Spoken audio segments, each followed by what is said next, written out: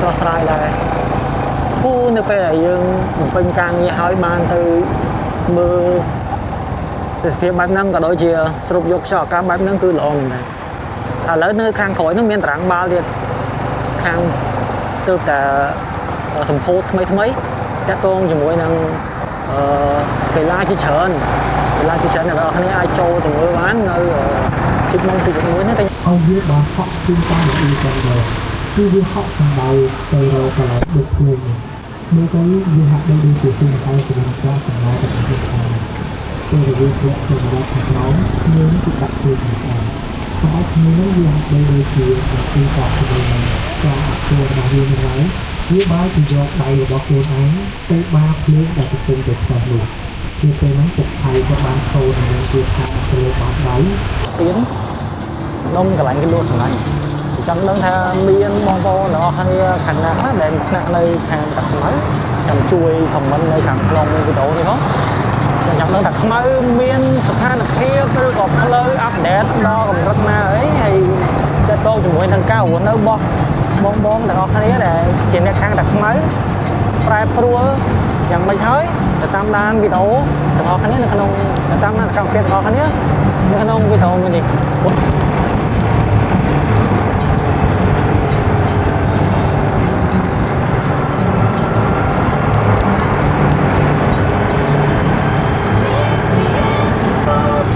ខាងមុខហ្នឹងគឺជាសាលាខេត្តកណ្ដាលអ្នកនរគ្នាធំមែនតើហើយស្អាតមើលទៅការរៀបចំបើមើលពីចម្ងាយទៅគឺធំជាងអាចាស់ឆ្ងាយណាអ្នកនរគ្នាហើយកម្ពស់ខ្ញុំអត់ច្បាស់ថាមានប្រហែលជាន់នេះតែបើមិនជាតាមការស្មានអាចចូលប្រហែលជាលើស4ជាន់ទៅ5ជាន់ឡើងហើយមើលទៅធំល្អមែនតើខណៈនេះគឺតាខ្មៅអញ្ចឹងណាហើយខ្ញុំថែមមកដូចជាប្រហែលអាចចូលចិត្តមួយឆ្នាំហើយព្រោះតែថាគេច្រើនតែបានតែភ្ញៀវគាត់កំងគឺនៅខាងពេញហើយខាងកណ្ដាលខាងខេត្តកណ្ដាលឬក៏ជាតាខ្មៅចុះទៅខាងចុះទៅអីនេះយូរវាមានម្ដងហ្នឹងទៅហ្នឹងហើយមិនទៅមកញ៉ាំងាប់ចឹងណាហើយបើមិនជាមានពេលខ្លះខ្ញុំជិះមកដឹកតាមផ្លូវ60ម៉ែត្រតាមផ្លូវក្រោយចឹងមកទៅបានកម្រមកជិះផ្លូវនេះទេតែទៅមួយទស្សនភាពដោយសារតែរៀនអាស៊ីអញ្ចឹងអត់ទៅមានទេបើតាមការប៉ាន់ស្មានដូចជាមិនទាន់មានការប្រែប្រួលណាស់ច្រើនទេណាបងប្អូនគឺគាត់ប្រកបលំអាជីវកម្មធម្មតាហើយតាខ្មៅនេះគឺកម្រកន្លែងលក់អីញ៉ាំដែរនៅខាងមាត់ទន្លេបើសិនជាបងប្អូនរបស់គ្នាចង់មកលេងតាខ្មៅចង់មកញ៉ាំអីមានកន្លែងហាត់ប្រាណផងដែរអាចមកបានតែខាងមុខនេះគឺជាទីតាំងសម្រាប់ភ្ញៀវទី1នៅខាងតាខ្មៅអញ្ចឹងខ្ញុំនឹងបត់នៅស្រុកនេះបត់ទៅកាក់ស្ដាំហើយចាំតាក់តងទៅគាត់តាមប្រទេស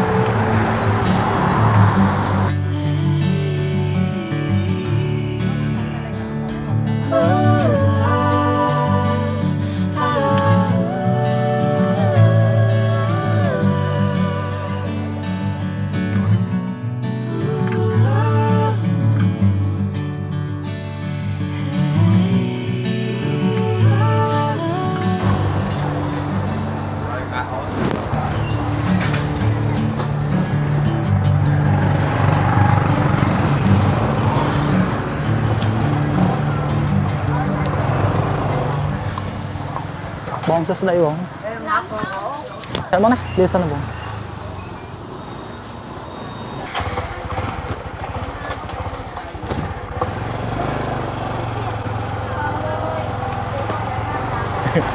ក្មេងៗខ្ញុំមើលមែនតែវាឆ្ងល់វាអត់ដែរឃើញ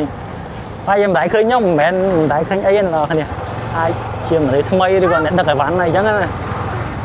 បើសិនជាខ្ញុំពីក្មេងខ្ញុំមើលចឹងនៅនេះសម្បូរបងដែលជាជនជាតិអ៊ីស្លាមគាត់មកនៅហើយខ្ញុំមានពូម៉ាក់មួយគាត់ជាជនជាតិអ៊ីស្លាមដែរគាត់លេងបាល់ល្អម្នាក់ហ្នឹងដៃគូល្អរបស់ខ្ញុំដែរក៏បច្ចុប្បន្នពួកយើងខានលេងបាល់យូរគីឡូក៏ឡើងជើងក៏ធ្លាក់អញ្ចឹងបច្ចុប្បន្ននេះគឺស្ពៃរបស់ក្មេងៗចំនួនក្រោយហើយយើងនិយាយទៅរឿងបាល់ចេះនឹកឃើញការពីអតីតកាលចូលចិត្តលេងបាល់អ្នកនរគ្នា ចឹងនៅវិញសួនតែខ្មែរនេះក៏ធ្លាប់លេងបាល់ខ្ញុំធ្លាប់លេងបាល់សៃដកលេងលើកាឡាហ្នឹងពងជើងផងអីមិនដែលចេះពាក់ស្បែកជើងអីទេរឿងលេងបាល់ហ្នឹងហើយដល់ក្រោយមកទៅបានចេះវិវត្តឃើញមកពាក់ស្បែកជើងស្បែកជើងបាតក្រែបយើងណាជាផលិតផលអីមិនบอกឲ្យប្រហែលជាផលិតផលរបស់ប្រទេសជិតខាងដូចជាអាស៊ីស្ពតបើសិនជាអ្នកនរគ្នាឃើញស្បែកជើងហ្នឹងអ្នកនរគ្នាប្រហែលជាស្គាល់ស្បែកជើងហ្នឹងហើយស្បែកជើងហ្នឹងកាលចំនួនខ្ញុំទិញមួយតែ$2កន្លះហើយឬក៏$3ហើយupgrade មកពេលអាហ្នឹងដល់ពេលក្រោយមកទៅក៏យើងមានតារាងបាល់ស្មៅ 3G ណាគ្នាស្មៅជ័រស្មៅប៉ាត់មិត្តយើងហ្នឹងក៏ត្រឡប់មកចាប់ផ្ដើមលេងបាល់នៅលើស្មៅហ្នឹងវិញទៅហើយការលេងដំបូងក៏ហ៊ានចំណាយទៅលើស្បែកជើងដែរពាក់ស្បែកជើងអាស៊ីស្ពតហ្នឹងលេងហើយដល់ពេលលេងដែរអាបាតក្រែបហ្នឹងវាអត់ត្រូវជាមួយនឹងអាស្មៅហ្នឹងលេងល្អក៏សម័យអាចចិត្តថាឥឡូវនាំគ្នាទៅទិញស្បែកជើងមកតន់មើលចុះថាហេនទិញអាថ្លៃទៀតទិញតែល្មមអាគូកាលហ្នឹងដូចជា6រៀលនៅក្បែរស្ពានបាខ្នោនាំមិត្តភ័ក្តិប្រហែលជា6-7នាក់ទៅទិញនៅក្នុងតែកាលនោះជា2010ជាងហ្នឹងមិនជាយូរណាស់ណាប្រហែលទេតែរាប់ទេឥឡូវប្រហែលជា10ឆ្នាំមុនជាងអញ្ចឹងណាពាក់ស្បែកជើងពាក់បានប្រហែលជា3-4-5គួត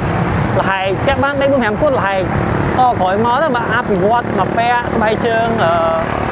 អាចនិយាយបានថា top grade គូ2យើងពាក់ទៅមួយគូ$30 $20 $25អូកាលហ្នឹងខ្ញុំពាក់ចូលចិត្តតែស្បែកជើងណៃឯងពូ fan រត់ដូរបន្ទាប់មកក៏ហ៊ានទិញដល់ supply អាហ្នឹងរឿងវាវែងឆ្ងាយនិយាយទៅវាអត់ទៅវែងឆ្ងាយទៀតតែបច្ចុប្បន្នធ្វើម៉េចអាហ្នឹងវាអញ្ចឹងយើងជាប់រវល់រៀងខ្លួនក៏លេងសូវខានបានលេងយូរម្ដងជាមួយនឹងមិត្តរួមការងារកន្លែងធ្វើការចាស់អញ្ចឹងណាអូខេឥឡូវខ្ញុំមានបងម្នាក់ស្រីមួយទៀតដែលគាត់បញ្ញាប់យកអីវ៉ាន់នៅខាងផ្លូវសាតិហុយខ្ញុំជិះទៅខាងនោះនៅក្បែរអនទីអាចនៅម្ដុំក្មួយ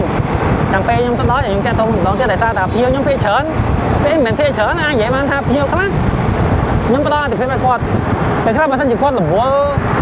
มันមានកន្លែងថិតថេរដែលត្រូវទទួលយើងអាចណាត់កន្លែងទទួលបានព្រោះខ្ញុំច្រឡាត់ទៅតាមភ្ញៀវព្រោះដោយសារតែខ្ញុំដឹកកង្វល់មានថ្ងៃខ្លះច្រើនថ្ងៃខ្លះ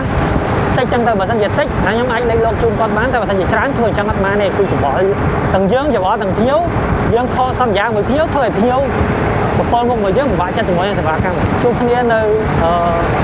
ផ្លូវផ្សារទៅហើយពេលយើងបំពេញការងារឲ្យបានទៅមើលសេដ្ឋភាពបែបហ្នឹងក៏ដូចជាស្រូបយកខ្យល់អាកាសបែបហ្នឹងគឺល្អមែនដែរឥឡូវនៅខាងក្រោយនោះមានតារាងបាល់ទៀតខាង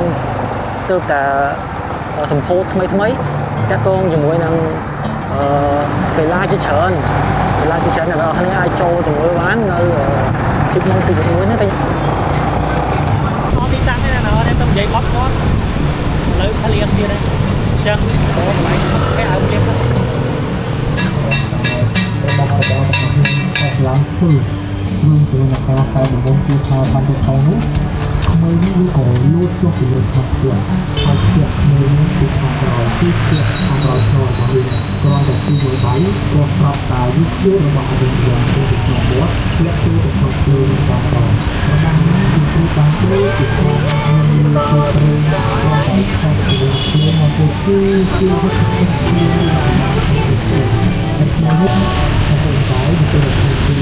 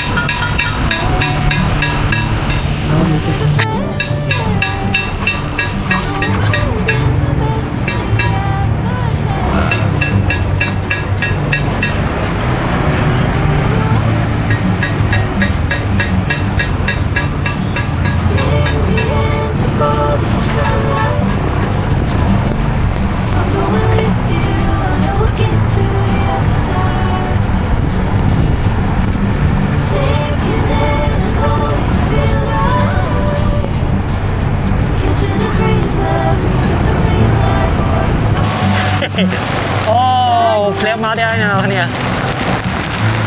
nó này ca nghe nè đừng chun miên tập bằng anh miên ca nghe chứ sợ là baba trên ca nghe là đừng chun việt trong mà sân gì dương cái thai baba ở bên đang baba và sân gì dương cái thai baba nhưng ngồi tầm nó sái nhưng này với ok nâng dương nơi miên tủ lăng chết tủ lăng cái nên thôi ca to tiền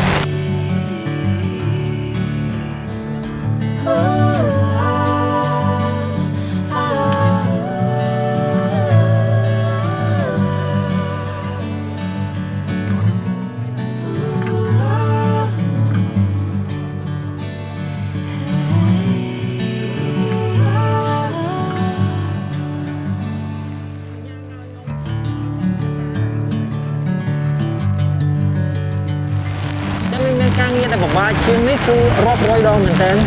จังยังชนะอยู่tới dương bắt đầu từ lơ tầm nó sang ngay cua chiến và sân gì dương chụp pa nhà hơi dương cùng rung rìa đó là một món dương ai chăn ở pa nhà tôi nó ngày tôi bắt tay đó là pa nhà thống này tôi chụp pa nhà tôi cái cái hai muối chụp thì on phí thì tôi thoáng nơi khang điện biên không phính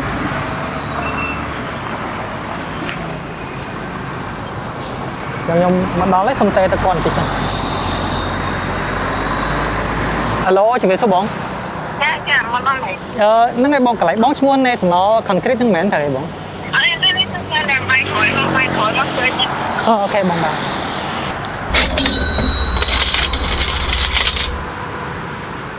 bọn thơ ca bọn tôi xua tần này ớt ăn tên vậy phía xa hướng bao ok tôi bà ban khơi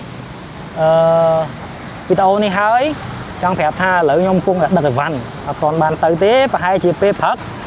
nhung đừng liệt phê mong bái thì vậy cái đường bờ anh nó nhung vậy gần 30 còn thì cá chuột cho muối nướng Croat nướng vẽ sang phi crom nè hay nhung fan Modric hay nhưng mà trong ơi Croat theo đây hay còn mình trong ai Portugal theo này nhưng fan được phi không tha vậy vậy viên đang lo xa hay khu ní cứ tăng trung mình tên mẹ nhóm nên đó kìa nhóm cả là có cứ nhóm chơi chất Modric nhóm chơi chất làm việc lên và có chất Modric nó quay đã có miền bang đằng trước cứ có ai đã xa à có thể xong nó cứ nơi bán the rồi nơi bán dù ở nó cứ bao giờ nhóm chơi chất Modric ta lấy nhưng đực mau hàng bon ở nơi muốn chất ion pi vậy lót từ bon hàng thầy số bon sấy đứng cứ con mồi vậy thì nhom nừng ok mình biết là vậy thì xe chung cũng nó phải cho phải vào nắng thì nông bị tối nhưng mà tập trai rồi có thế mọi có thòng đó thành không đặt con nó có thương thành mình ấy có trai như thế ở đây người chỉ tập cho cái túi thành nhóm phải can có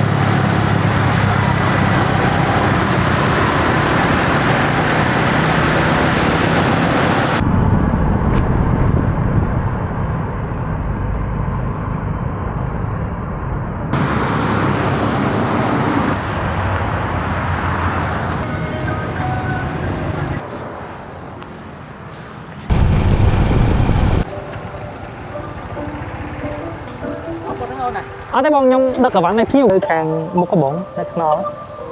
anh ra nào chọn nhung nên một cái bụng nó chỉ cho 4 là lớn anh chỉ lấy rồi tới là tăng rồi lấy con là bé phêเลย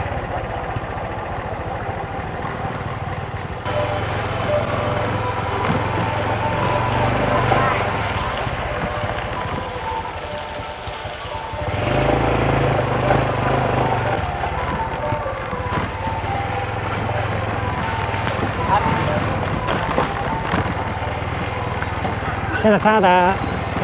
quạt xe hổng rồi nè quạt ngon nó đó bát bông bát thèm bát áo con mông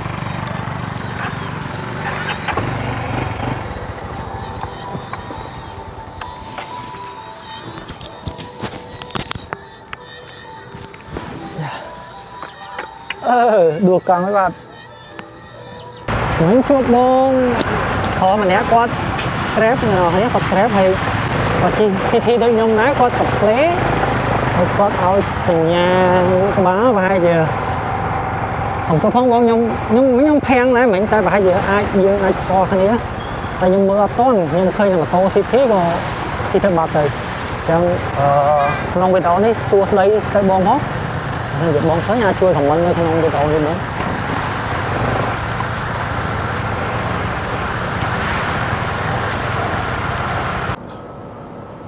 mình đang biết chụp ấy này đó nè chỉ tới lon crack sang say phải chứ đừng chỉ vã đừng say riêng này nè bàn trơn chui nhom bàn trơn mà tôi đi nhom pin chất ok phiệp thôn bảo việc khang mình tên ta tầm khá là lấy đừng chi tới lon plak ai chỉ mới chọc càng ấy chẳng có ai chiên cái thơ xong rồi lấy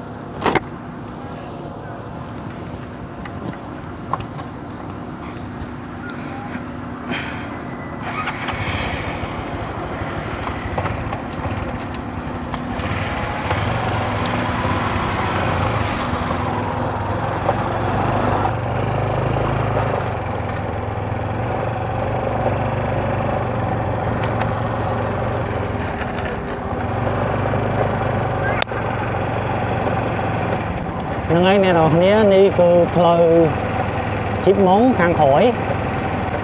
om chừng quay nằm chóp chừng quay nằm lời bây chục ngồi hay tháng đó cứ chỉ lời học tập này cho nên là nó chỉ bị học tập này nó thoáng này đó nha chụp chừng quay nằm lời nha tôi như cứ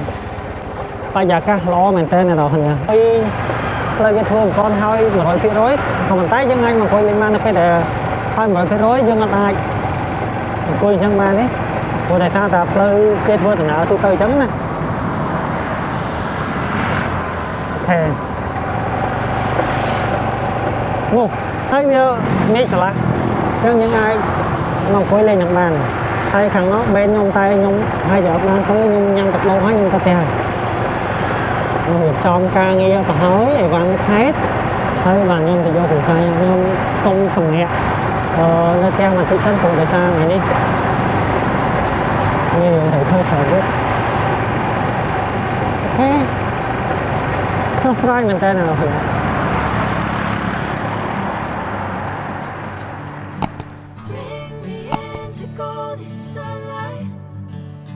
អរគុណបងប្អូនដល់គ្នាមែនទែននៅការចំណាយពេលតាមដានវីដេអូអេពីសូតទី6នេះតាំងពីដើមរហូតដល់ចប់ហើយខ្ញុំក៏សូមទោសបងប្អូនដល់គ្នានៅរាល់ពាក្យសម្ដីកាយវិការត្រង់ណាមិនសមរម្យជាចុងក្រោយសូមឲ្យបងប្អូនដល់គ្នាជួបប្រទះតែសំណាងល្អនិងធ្វើដំណើរតាមដងផ្លូវសុខសុវត្ថិភាពជួបគ្នានៅវីដេអូក្រោយ